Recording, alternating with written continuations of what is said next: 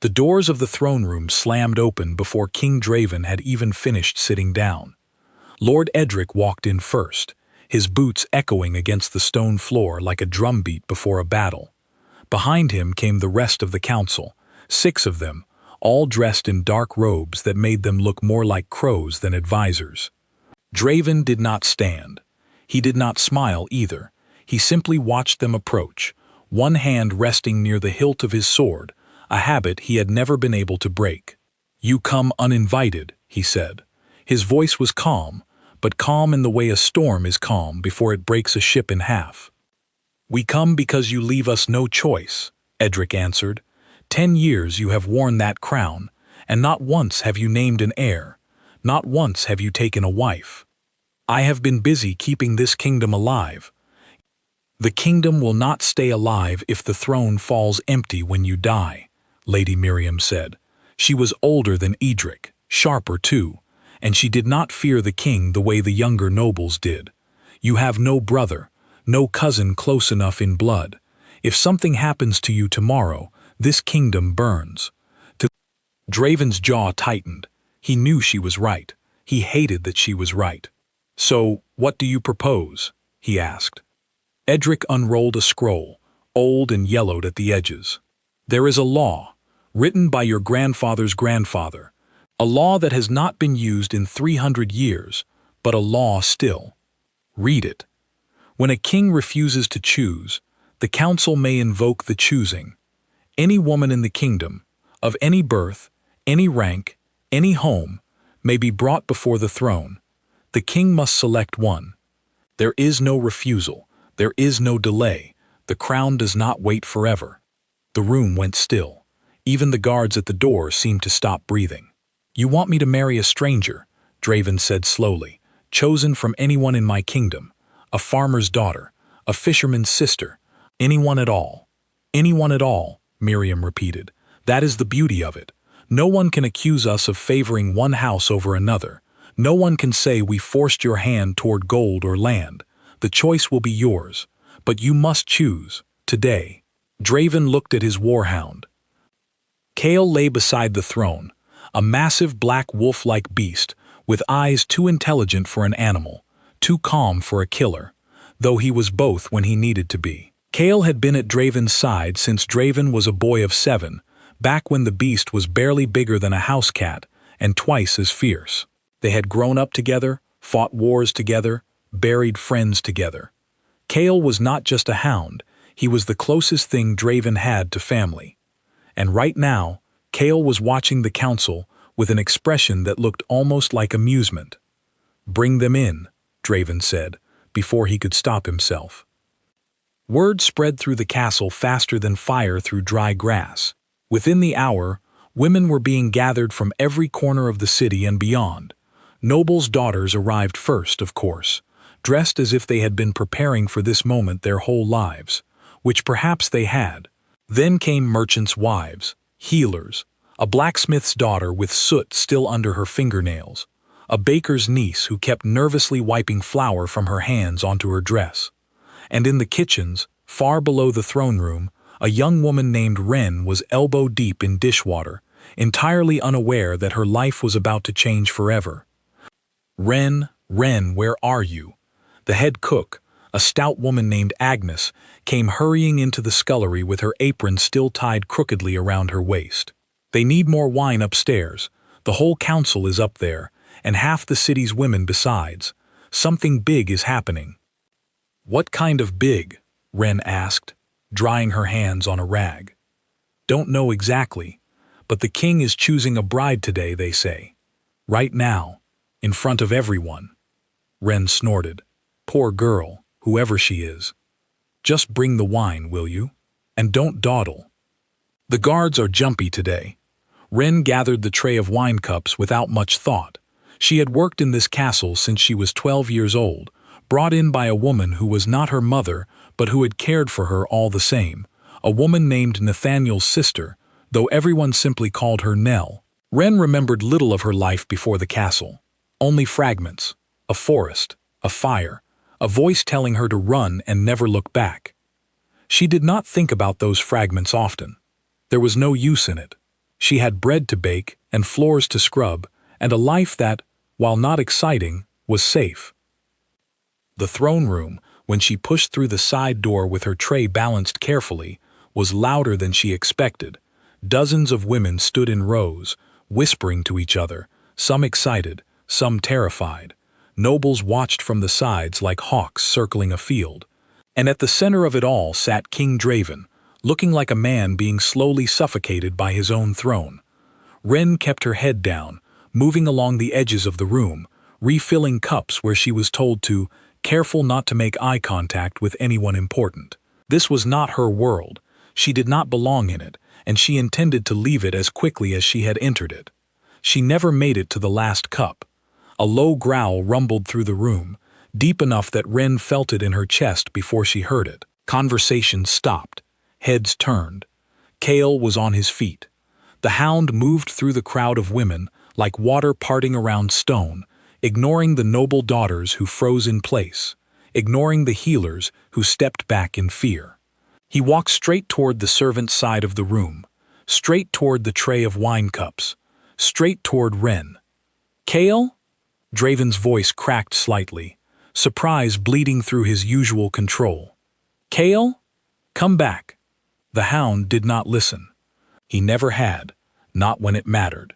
Ren stood frozen, tray shaking slightly in her hands, as the enormous black beast stopped directly in front of her and pressed his head into her stomach, the way he might greet someone he had known his entire life.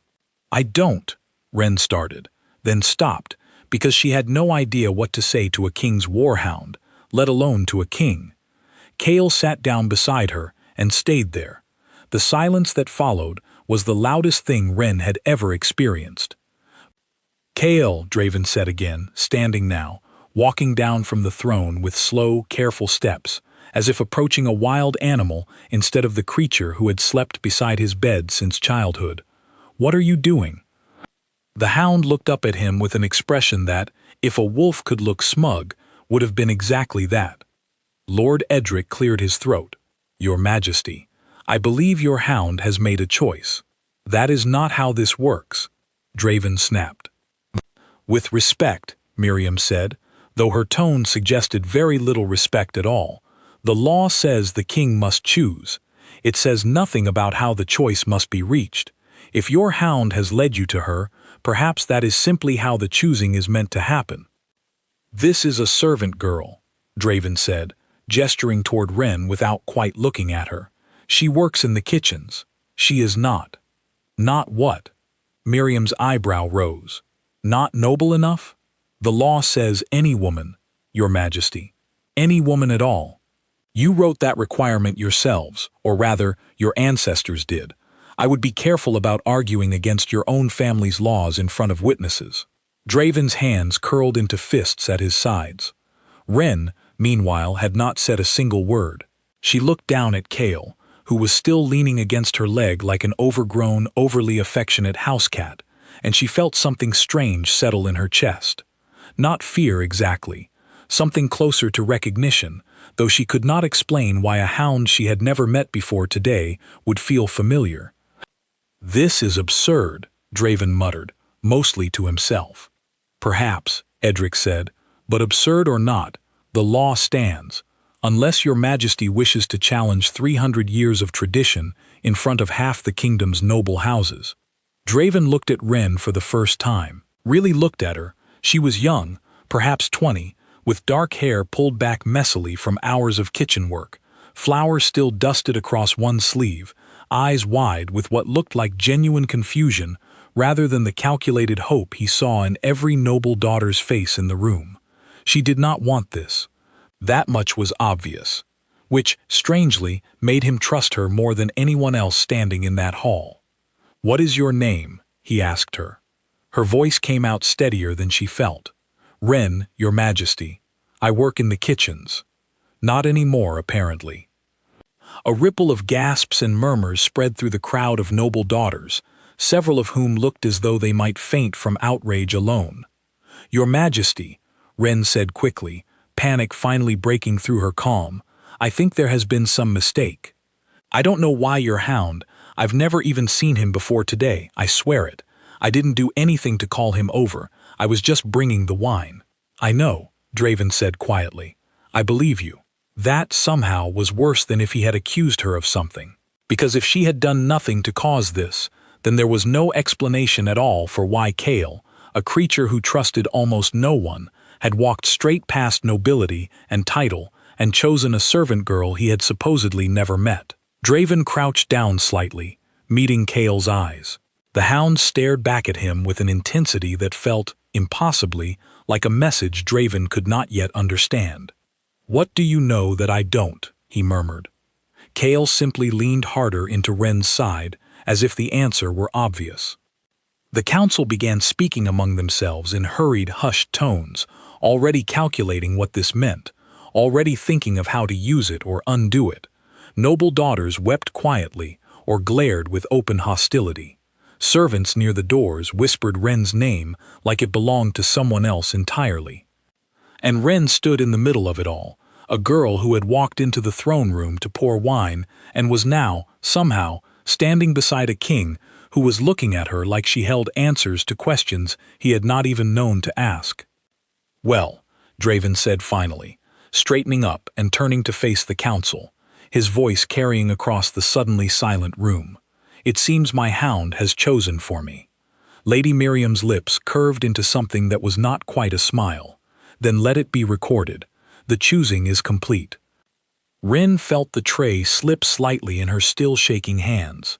Her life, the simple, safe, unremarkable life she had built for herself brick by brick since she was 12 years old, had just ended in the space of a single growl and a single choice that was never supposed to be hers to make.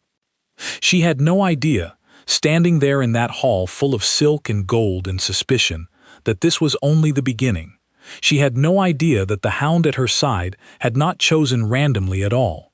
She had no idea that somewhere in her forgotten past, in the fragments of forest and fire she never let herself remember, there was a reason Kael knew her the moment he saw her.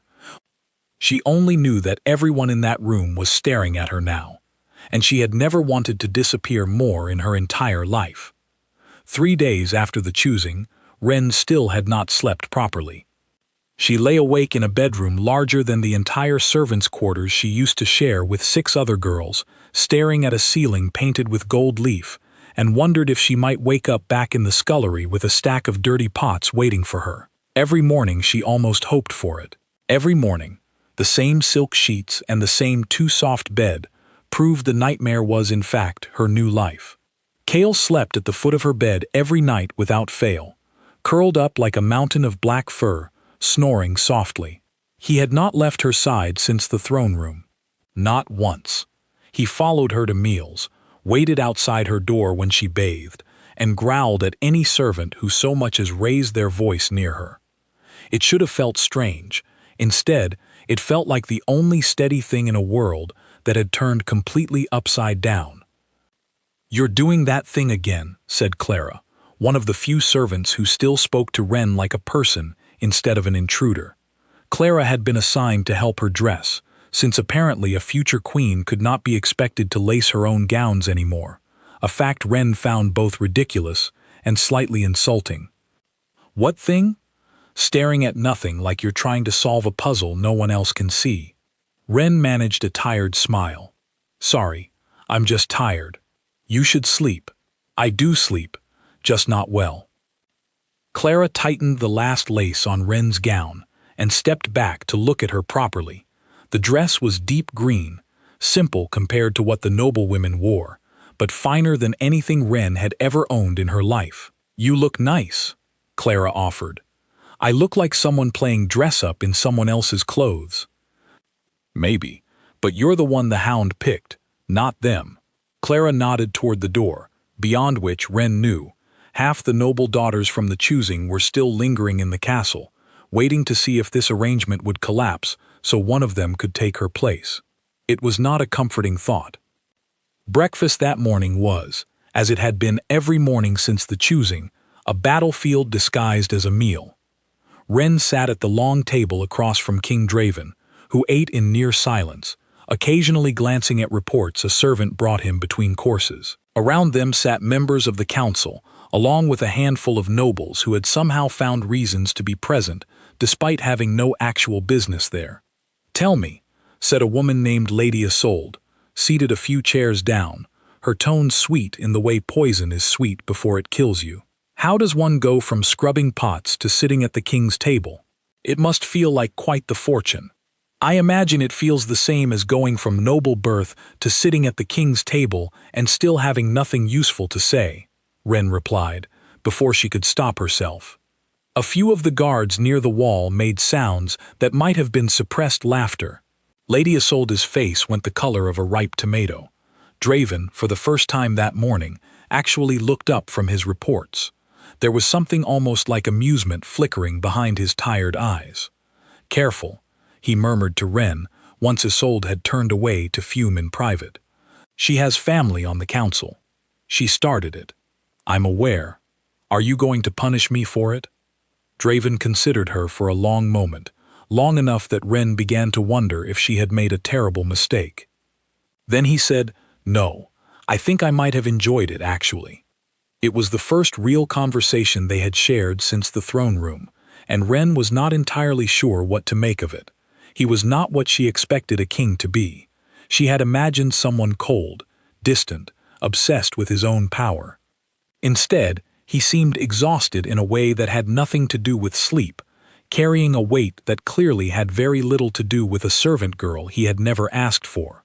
"Why didn't you fight harder?" she asked quietly. "Against the council, against the law. You could have refused." "I tried. Not very hard, from what I saw."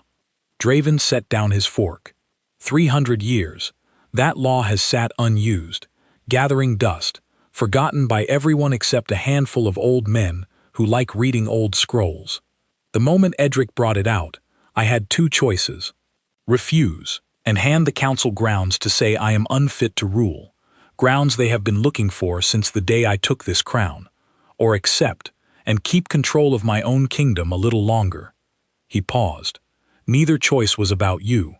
That's somehow both comforting and insulting. Welcome to court. Despite herself, Wren almost smiled. The days that followed fell into an uneasy rhythm. Wren was given lessons, more lessons than she had ever imagined a person could need. How to walk in heavy gowns without tripping, how to hold a fork correctly at each course of an 8-course meal, how to address a duke versus a baron versus a foreign ambassador, none of which she had ever needed to know while scrubbing pots. Her teacher, an elderly woman named Beatrice, who had clearly seen better days and better students, seemed perpetually on the verge of despair. "No, no, no," Beatrice groaned, watching Wren attempt a formal curtsy for what felt like the 100th time.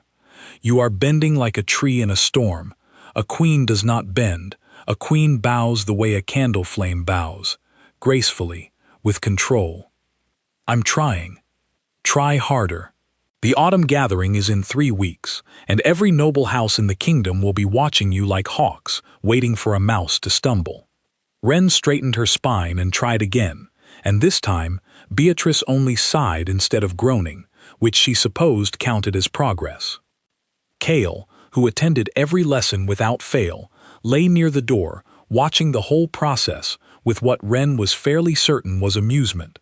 Whenever she stumbled, his tail would give the smallest thump against the floor, as if he found her clumsiness endearing rather than embarrassing.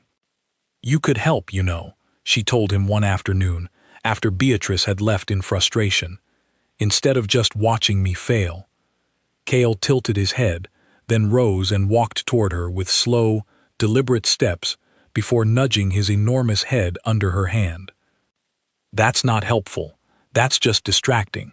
He nudged harder, nearly knocking her off balance, and Wren found herself laughing for the first time in days. A real laugh, not the polite performance she had been giving at dinners since the choosing. She did not notice Draven standing in the doorway until she looked up and found him watching her with an expression she could not quite read. "How long have you been there?" she asked, straightening quickly. "Long enough to see my hound humiliate you thoroughly." "He's very good at it. He's good at very little else, honestly," Terrifying enemies and embarrassing me are basically his only two skills. I find that hard to believe, given how he's behaved since the throne room, like he's some kind of oracle. Draven's expression shifted, something more serious settling behind his eyes. He's never done anything like what he did in the throne room, not once, in 15 years. He doesn't like strangers. He barely tolerates most of the people in this castle, myself included, on bad days. He paused. So no, I don't think he was simply being playful when he chose you. Ren felt a small chill, despite the warm afternoon light streaming through the windows. What do you think it was, then? I don't know yet. Draven's gaze lingered on her a moment too long, before he seemed to catch himself and looked away. But I intend to find out. That evening, Ren wandered the castle gardens alone, or as alone as she could be with Kael padding silently beside her. The gardens were quiet at this hour, most of the staff having retreated indoors for supper, leaving only the sound of crickets and the distant murmur of the fountain at the garden's center. She sat on a stone bench near a row of rose bushes, absently running her fingers through Kael's thick fur, while she let herself simply breathe for the first time all day. "Do you know something I don't?" she asked him quietly. "Is that it? Is that why you picked me?"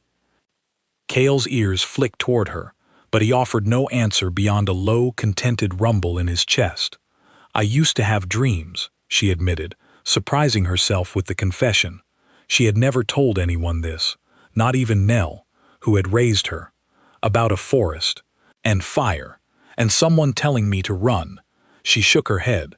"I always assumed it was just a nightmare, something my mind made up, but lately, since the choosing, I keep having it again. Every night."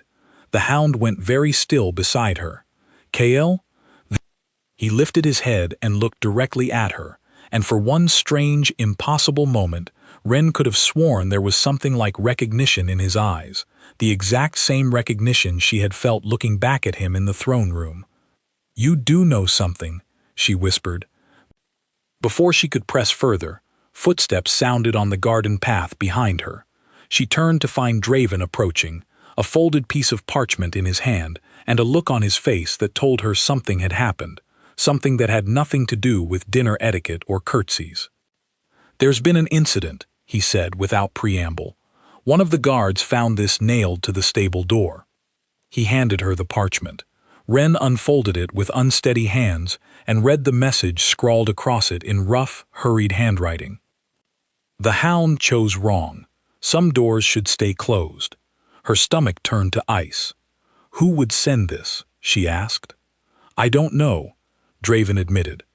"But I intend to find out who and why before whoever wrote it decides a warning isn't enough." Kael rose to his feet beside her, hackles raised slightly, his gaze fixed on the darkness beyond the garden walls, as though he could already sense something out there that neither of them could see. Ren pulled her shawl tighter around her shoulders, suddenly aware of how large the castle grounds were, how many shadows a person could hide in, and how very little she actually knew about the life she had been thrown into. Whatever secret Kael carried about her, whoever had left that note, one thing was becoming painfully clear. Someone did not want her here, and they were willing to say so, even if it meant announcing themselves as an enemy, before Ren even understood what kind of trouble she had just been dragged into. The note was never explained, though guards searched every stable and hallway for a full week without finding who had left it. Draven doubled the watch around Ren's chambers and said nothing more about it at meals, but Ren noticed the way his eyes moved to the doors and windows now, counting exits the way a soldier does, even in rooms meant for nothing more dangerous than tea and idle conversation. She told herself it would pass. Threats made by cowards who hid behind parchment rarely followed through, or so she hoped. For 2 weeks, nothing happened, and the strange dreams of forest and fire came less often, and Ren allowed herself to believe the worst was behind her. She was wrong. The autumn gathering arrived on a cold, clear evening, the castle's great hall transformed with banners of gold and deep blue, long tables heavy with food, and musicians tuning their instruments in the corner. Every noble house in the kingdom had sent representatives, all of them eager to see the servant girl who had somehow become the king's chosen bride. Wren stood near the edge of the hall in a gown of deep sapphire, her hair arranged in a style Clara had spent nearly an hour perfecting, and felt like a rabbit surrounded by wolves in fine clothing. "You look terrified," Draven murmured, appearing at her side with 2 cups of wine, handing her one. "I look calm. I feel terrified. That's called poise. Beatrice would be proud. Beatrice would be horrified if she could see how fast my heart is beating right now." Draven's mouth twitched, the closest thing to a real smile she had seen from him in days. "You'll be fine. Stay near me. Speak only when spoken to, unless someone insults you, in which case, feel free to respond as sharply as you did to Isolde. I found that rather entertaining." "Careful, Your Majesty. Someone might think you're trying to make me feel better." "Absolutely not. I'm simply managing my own amusement for the evening." Despite herself, Wren laughed, and for a moment, standing there with a cup of wine and a king who seemed to enjoy her company more than either of them expected, she almost forgot to be afraid. The evening rolled forward through introductions and dances Wren had practiced clumsily for weeks. She managed to avoid stepping on anyone's feet, managed to answer questions about her life in the kitchens with enough grace to satisfy curious nobles without giving Isolde's allies anything new to mock, and managed, more than once, to catch Draven watching her from across the room with an expression she still could not name. It was during the 3rd dance of the evening, a lively piece with quick turns and a great deal of hand-switching between partners, that everything went wrong. Wren was midway through a turn with a young lord she barely knew when a scream cut through the music. The musicians faltered into silence, guests froze mid-step, and then, chaos. A man in dark clothing burst from behind one of the tapestries lining the hall, a blade already drawn, moving with terrifying speed straight toward the raised platform where King Draven had been standing only moments before. Draven reacted instantly, drawing his own sword and meeting the attacker's blade with a clash of steel that echoed through the suddenly screaming crowd. Guards shouted, nobles scattered, and somewhere in the panic, a second attacker appeared from the opposite side of the hall, moving directly toward Wren. She did not think. Her body simply moved. The attacker swung a short blade toward her, and Wren twisted aside with a speed and precision that felt utterly foreign to the servant girl who had spent years scrubbing pots, her hand catching the man's wrist and redirecting the blade past her shoulder before driving her elbow hard into his ribs.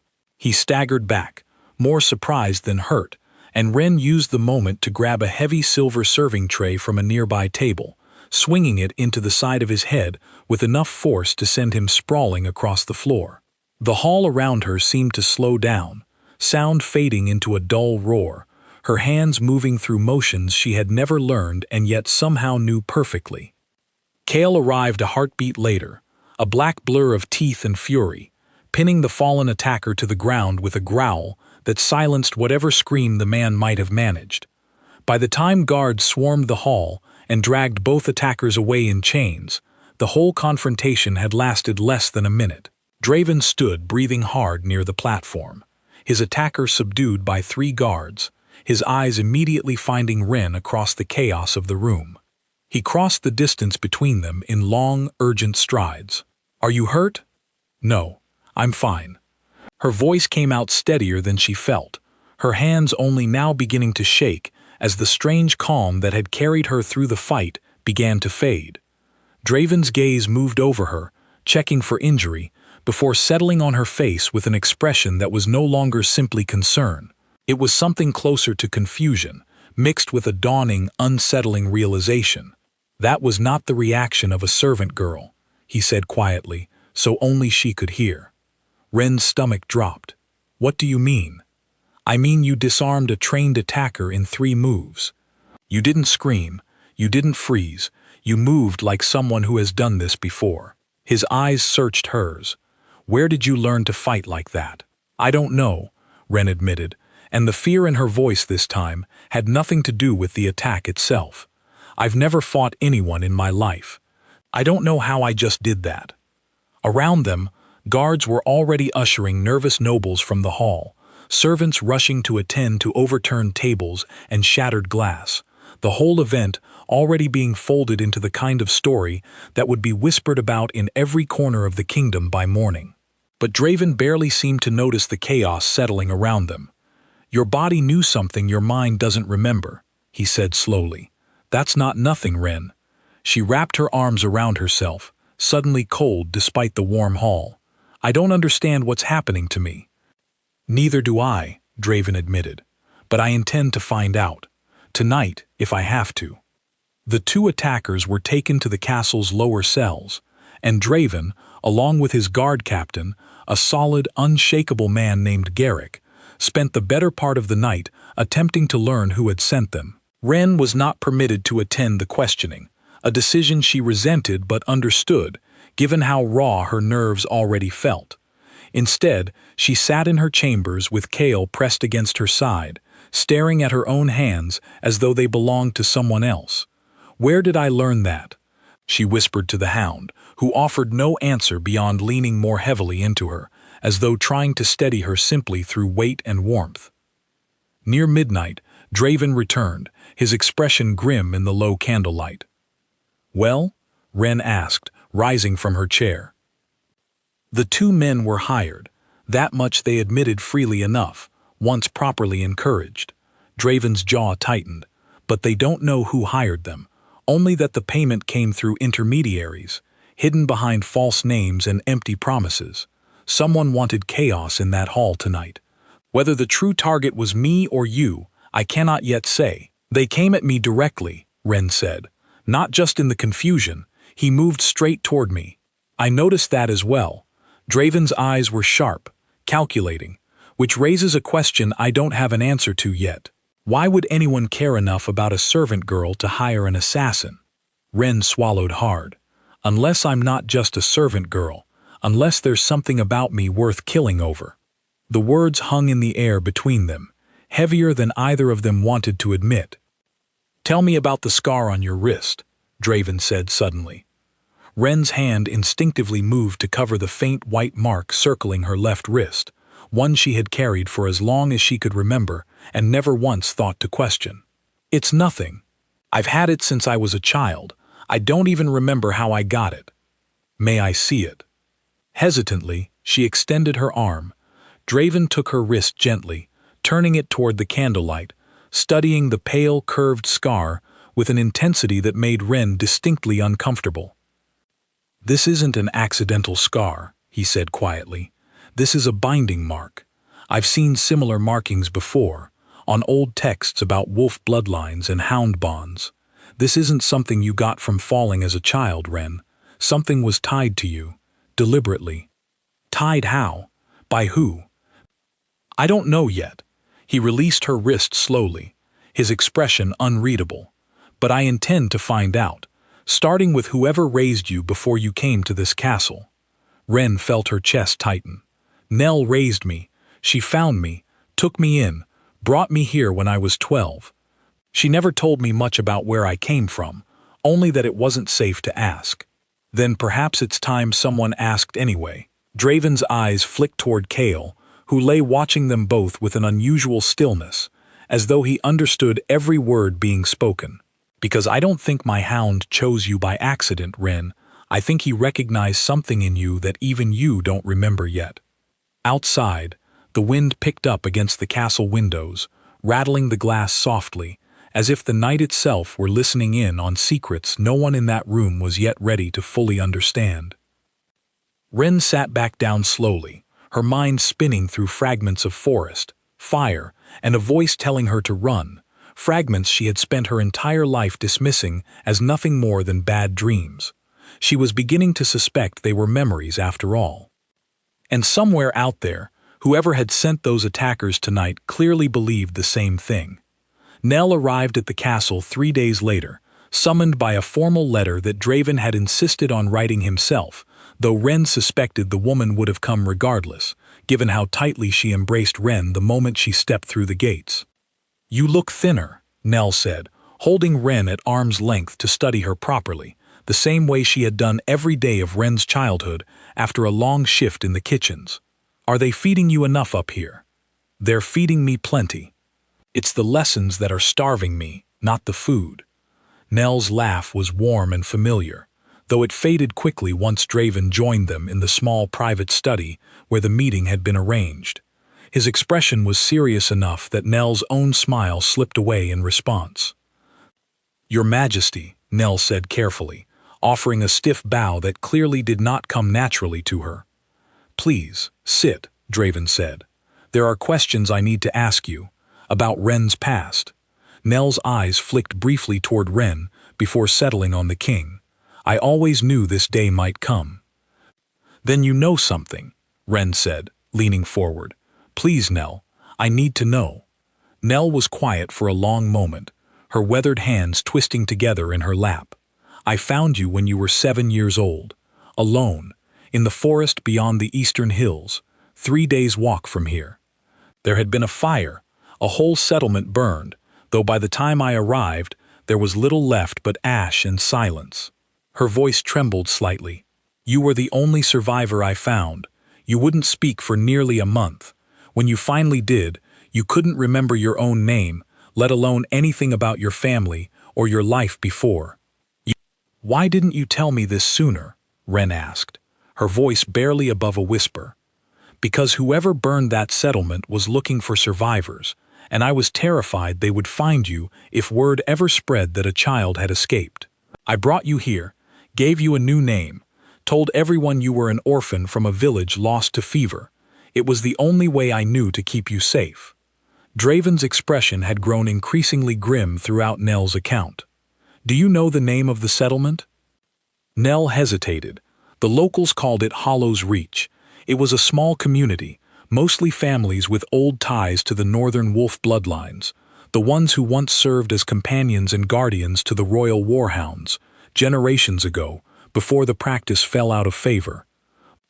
Something shifted in Draven's face, a piece of a puzzle finally sliding into place.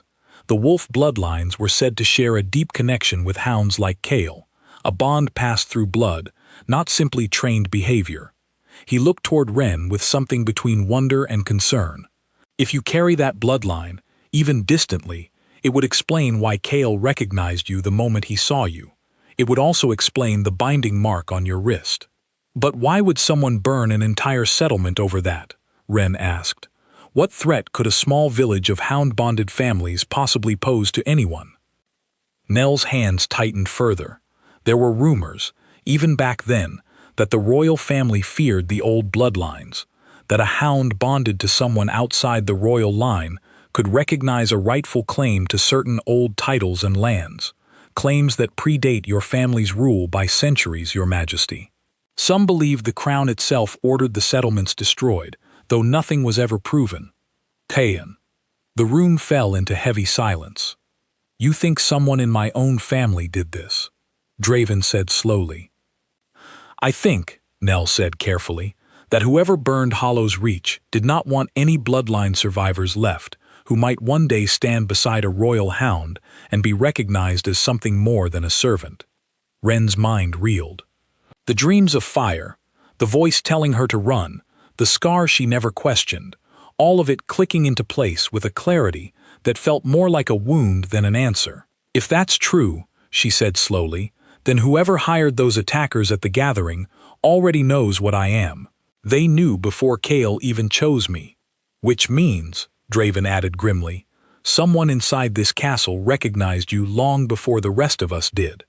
The investigation that followed moved quickly, though not quickly enough to prevent what came next. Guard Captain Garrick, trusted by Draven for over a decade, was discovered 3 days later, meeting secretly with a messenger outside the castle walls, exchanging coin for information about Ren's daily schedule. When confronted, Garrick attempted to flee, and was captured only after a tense chase through the lower town that left 2 guards injured and Garrick himself with a broken arm. "Why?" Draven demanded, standing over the captain in the castle's holding cell, his voice low and dangerous, in a way Ren had not heard before. 10 years you served me, why betray me now?" Garrick's face was pale, sweat beading along his hairline despite the cold of the cell. "They threatened my family, Your Majesty, my sister, her children. I had no choice." "Who threatened you?" "I never saw their faces. Only received instructions through messengers, always different ones, always paid in advance." Garrick's eyes flicked toward Ren, standing near the cell door, with Kael pressed protectively against her side. "They wanted to know her habits, where she walked, when she was alone. I thought it was simply information gathering, nothing more. I swear I did not know they intended violence until the gathering." "And now?" Draven pressed. "What do they want now?" Garrick's hands trembled. "They sent word yesterday. They want her taken, alive, before the next full moon." Ren's blood ran cold. "Taken where?"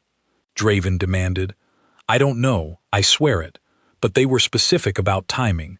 The full moon holds significance to the old bloodlines, or so the messenger implied. Something about the binding mark being tied to lunar cycles." Draven turned to Ren, his expression tight with barely controlled fury. "We need to move you somewhere secure, immediately." But even as the words left his mouth, the sound of shattering glass echoed from somewhere deeper in the castle, followed by shouts of alarm. Kael's head snapped up, ears pinned back, a growl building deep in his chest. "That's coming from the east wing," Draven said, already moving toward the door, sword drawn. "Ren's chambers." They ran. By the time they reached the corridor outside Ren's rooms, 3 guards lay unconscious on the floor, and the door to her chambers hung open, splintered at the hinges.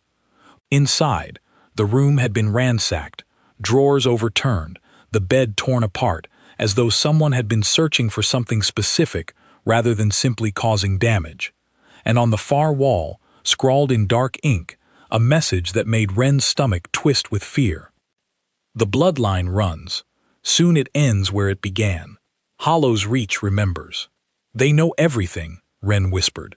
"Nell, the settlement, all of it." Draven's grip on his sword tightened until his knuckles went white. "Then we know one thing for certain.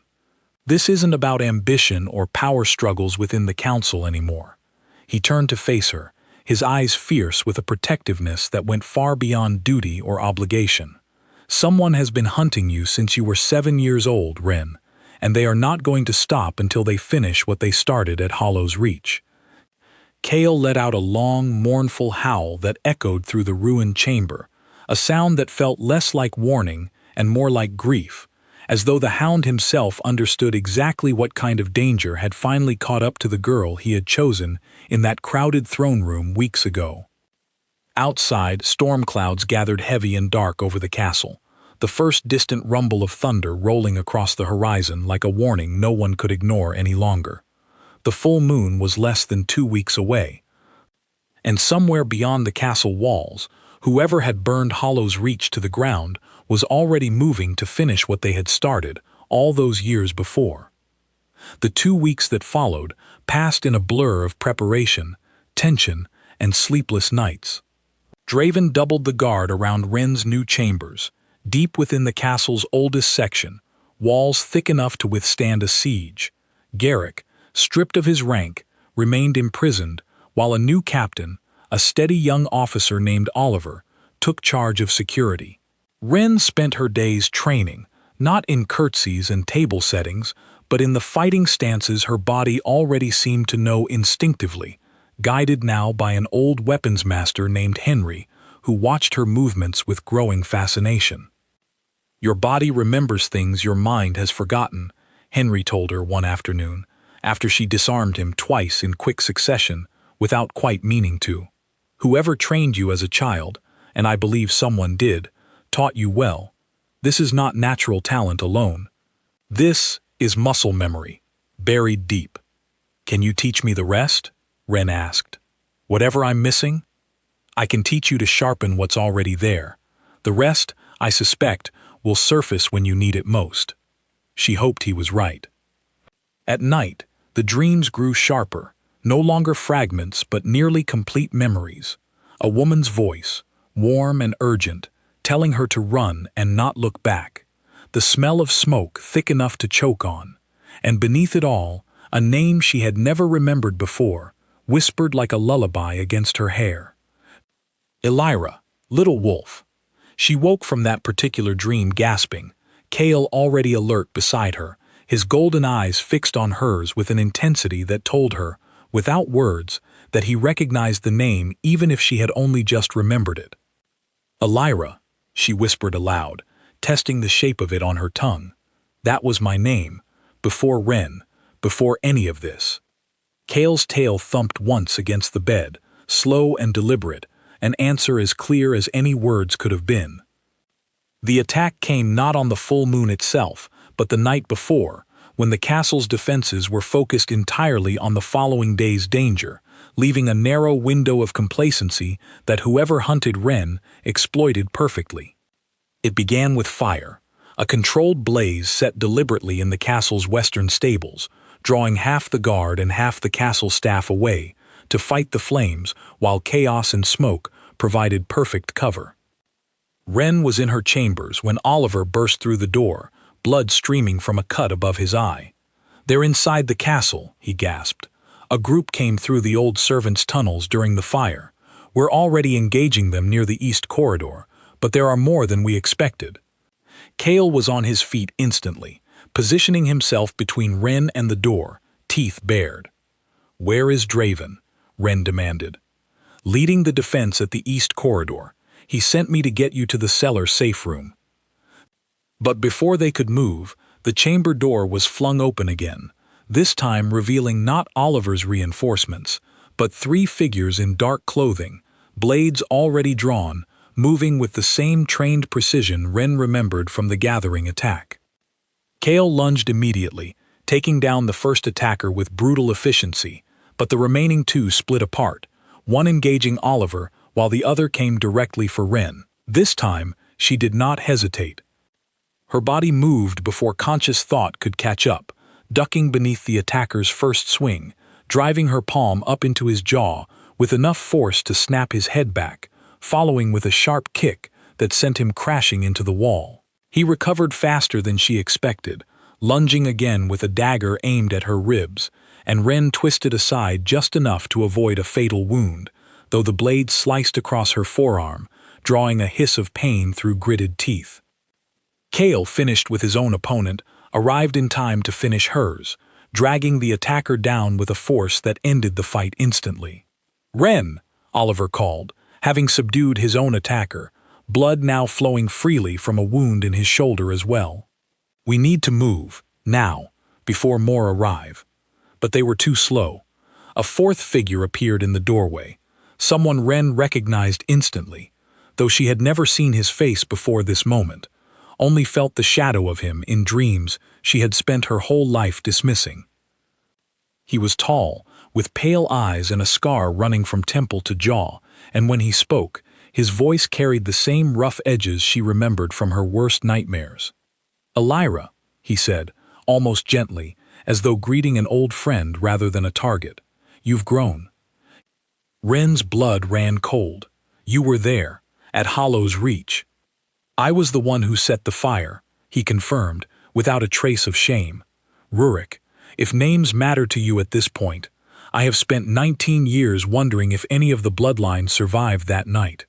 Imagine my surprise when word reached me that a king's own hound had chosen a servant girl from his kitchens." "Why?" Ren demanded, backing toward Kael, her injured arm throbbing.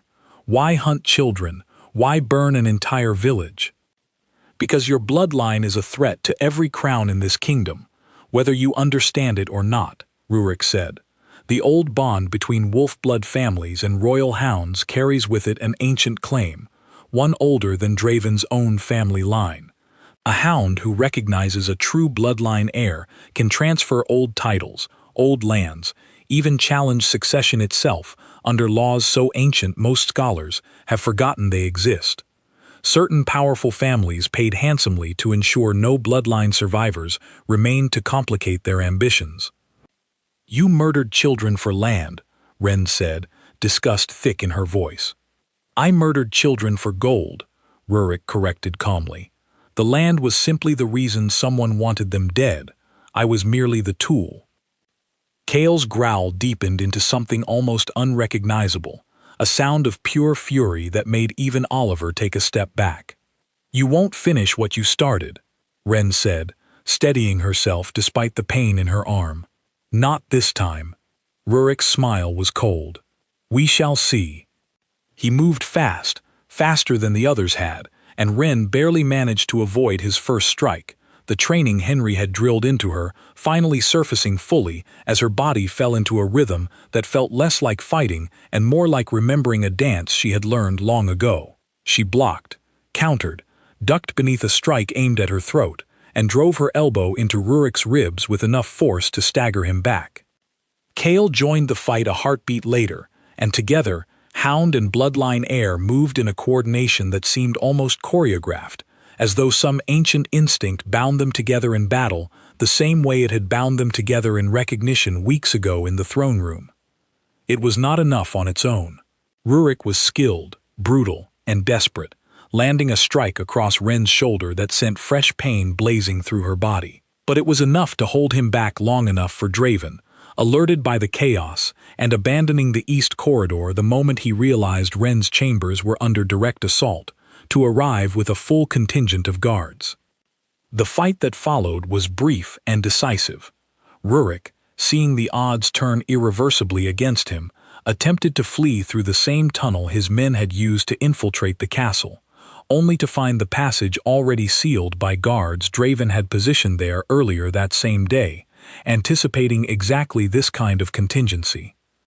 He was captured, bound, and dragged before the council within the hour, along with 2 surviving accomplices who, facing the full weight of royal justice, proved far more willing to name the noble houses who had funded their hunt than Rurik himself had ever intended. The names that emerged over the following days shook the kingdom to its foundation. 3 noble families, including distant relations of Lady Isolde herself, were implicated in funding the destruction of Hollow's Reach nearly 2 decades earlier, motivated by exactly the fear Rurik had described, that a surviving bloodline heir might one day stand beside a royal hound and complicate their own ambitions for land and title. The council, faced with undeniable evidence and a kingdom demanding justice, had little choice but to strip the implicated families of their titles and lands, the very outcome they had spent years and considerable bloodshed attempting to prevent. Ren, meanwhile, recovered from her wounds in the same chambers she had first slept in as a frightened servant girl weeks earlier, though the room now felt entirely different, no longer a cage she had been thrown into against her will, but a place she was slowly, carefully choosing for herself. "You could have died," Draven said, sitting beside her bed one quiet evening, his hand resting near hers, though not quite touching, as though he were still working out whether he had earned the right to close that final distance. "So could you," Ren replied. "You ran straight into a fight instead of waiting for reinforcements. I wasn't about to let anyone finish what started at Hollow's Reach, not while I still drew breath." Ren studied him for a long moment. "Why does it matter so much to you? I'm not truly your betrothed, not by choice, not really. I'm simply a girl your hound happened to choose in a moment neither of us controlled." Draven's expression softened into something Ren had never quite seen from him before, something unguarded and entirely genuine. "At first, I told myself it was duty, obligation to a law I couldn't escape." He paused, "But somewhere between watching you argue with Isolde at breakfast and watching you nearly die defending yourself against men who should have terrified you into paralysis instead of action, I stopped thinking about obligation entirely. What do you think about instead?" "You," he said simply, "just you." Kael, curled at the foot of the bed, let out a long, satisfied huff, as though the conversation had finally reached the conclusion he had been patiently waiting for since the moment he first crossed that crowded throne room floor. The coronation ceremony took place 1 month later, once Ren's wounds had fully healed and the kingdom's newly reshuffled council had finished arguing over every possible objection to the match, objections that ultimately amounted to nothing against the overwhelming evidence of Ren's true bloodline and the law that had, however reluctantly, brought them together in the first place. Wren stood before the same throne room where her entire life had changed weeks earlier, this time dressed not in a servant's apron, but in robes of deep blue and silver, a crown resting where a serving tray once had. Lord Edric, the very man who had first invoked the ancient choosing law, now stood before her with considerably more respect than he had shown the frightened kitchen girl weeks ago. By ancient law and ancient bloodline, we crown you Queen Elira, chosen by Hound, chosen by blood, chosen by right. The hall erupted in applause, nobles who had once mocked her now bowing with genuine reverence, though Wren suspected some of that reverence came less from admiration and more from healthy fear of a queen who had survived multiple assassination attempts and emerged from each one stronger than before. Draven took her hand as the crown settled onto her head, his eyes holding hers with a warmth that had nothing to do with duty or ancient law, and everything to do with the quiet, steady thing that had grown between them since that first strange, unexpected day in this very hall. Kael sat at their feet, tail thumping steadily against the stone floor, watching the ceremony with the same calm satisfaction of someone who had known exactly how this story would end from the very first moment he crossed a crowded room and chose a servant girl no one else had ever truly seen.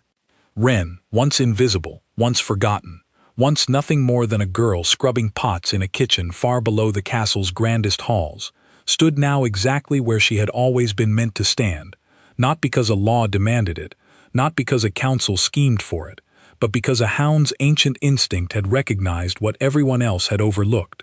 She was never simply chosen. She had always belonged,